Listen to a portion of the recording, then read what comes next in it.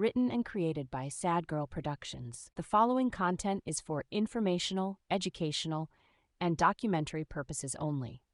Sad Girl Productions does not condone, promote, or encourage any form of criminal activity, violence, or gang affiliation. All individuals discussed are presumed innocent until proven guilty in a court of law. Portions of this narrative are based on public records, news reports by veteran journalists such as Kim Bolan, and official police briefings. Viewer discretion is advised. To fully understand the death of Naseem Mohammed, the BC rapper known as Surrey 2 times, you have to understand the family history that preceded it. It's a story of two brothers. Both were said to be alleged high-ranking members of the Brothers Keepers, who lived their lives in the shadow of a violent conflict and died waiting for it to catch up to them. In 2015, the RCMP identified his older brother, Sameh Mohammed, as a key figure in a series of Surrey shootings. He was only in his early 20s. But he already lived by a code. Even when he was wounded himself, it was said he famously refused to speak to the police. But according to a CTV News article, in 2015, he was only tied to low-level drug crime and not involved in gang activity. RCMP officer Bill Forty was quoted saying, "These people are clearly violent and have shown a complete disregard for public safety." While Naseem was starting to build a profile as a rising Canadian drill rapper, his brother would slowly become a veteran of the Lower Mainland gang conflict. He was known on the streets as S-Man.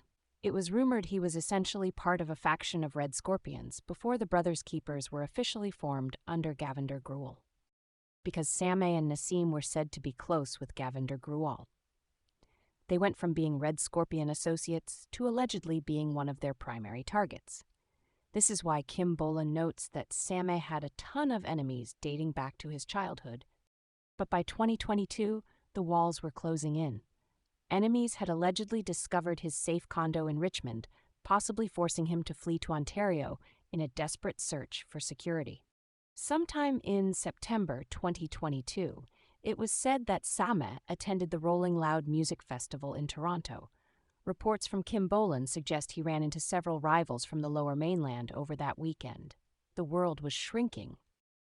Just days later, at 5:30 a.m. on a Monday morning, the conflict found him. Sameh was sitting in a car in a driveway in Brampton when he was ambushed and killed. He was killed in a driveway near Veterans Drive in Brampton.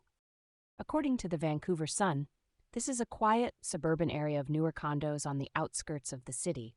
Much like Naseem's murder in Panorama Ridge, it shows a pattern of high-level gang members seeking safety in quiet, upscale residential areas where they think they are off the radar.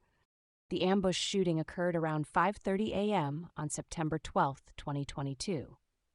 This early morning window is often used in gang hits because the streets are empty, and it's easier for a suspect vehicle to flee without being noticed or getting caught in traffic.